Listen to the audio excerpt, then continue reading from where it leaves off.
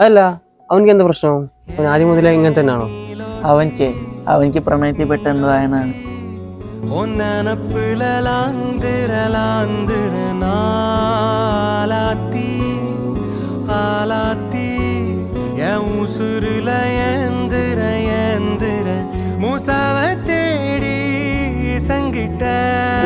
എനിക്ക് വേറെ പണിയൊന്നുമില്ല.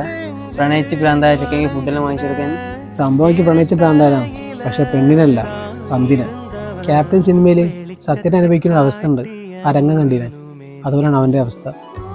ഒരുപാട് സ്പോർട്സ് താരങ്ങളുണ്ട് അങ്ങനെ ചെറുപ്പം മുതലേ കഷ്ടപ്പെട്ട് അവസരങ്ങൾ എവിടെയും കിട്ടാതെ ജീവിതം നഷ്ടപ്പെട്ട ആൾക്കാർ.